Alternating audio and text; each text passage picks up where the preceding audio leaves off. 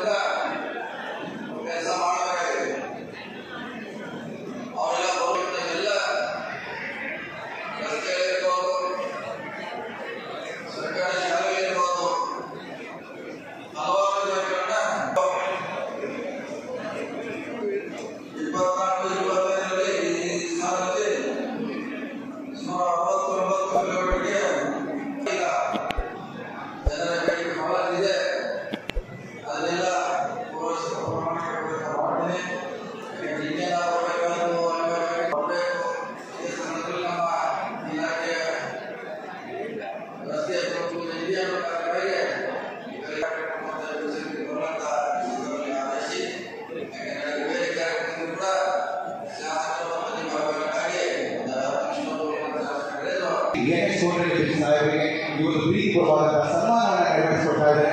ಅವರ ಹುಟ್ಟುಹಬ್ಬವಾಗಿ ತಮ್ಮೆಲ್ಲರ ಚಪ್ಪಾಳೆಗಳ ಮುಖಾಂತರ ಈ ಒಂದು ಸನ್ಮಾನವನ್ನು ನೆರವೇರಿಸಿಕೊಡ್ಬೇಕು ಅಂತ ಹೇಳಿ ಪ್ರೀತಿಪೂರ್ವಕವಾದ ಸನ್ಮಾನವನ್ನು ತಮ್ಮೆಲ್ಲರ ಚಪ್ಪಾಳೆಗಳ ಮುಖಾಂತರ ನೆರವೇರಿಸಿಕೊಡ್ಬೇಕು ಅಂತ ಕೇಳ್ಕೊತಾ ಇದ್ದೀವಿ.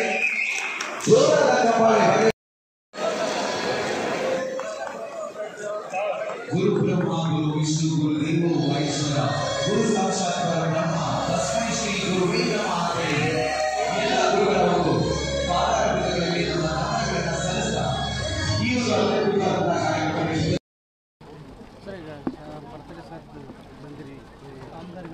ಬರ್ತ್ಡೇ ಜೊತೆಗೆ ನಮ್ಮ ಇಲಾಖೆ ಮತ್ತು ಸರ್ಕಾರದ ವಿವಿಧ ಇಲಾಖೆಗಳ ಪೂಜಾ ಕಾರ್ಯಕ್ರಮ ಇದೆ. ಒಟ್ಟಾಗಿ ಇವತ್ತಿನ ಅವರು ಪ್ರಾರಂಭ ಮಾಡ್ತಿದ್ದಾರೆ.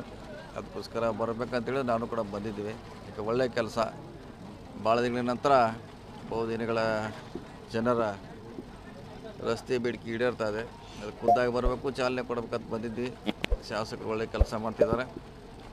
ಸರ್ಕಾರದ ಎಲ್ಲ ಯೋಜನೆಗಳನ್ನ ಈ ಭಾಗಕ್ಕೆ ತರುವಂಥ ಪ್ರಾಮಾಣಿಕ ಪ್ರಯತ್ನ ಮಾಡ್ತಾರೆ. ನಾವು ಅವ್ರಿಗೆ ಬರಬೇಕು, ಅವ್ರಿಗೆ ಕೆಲಸಕ್ಕೆ ಸ್ಫೂರ್ತಿ ನೀಡಬೇಕಂತ ಬಂದಿದ್ದೆ.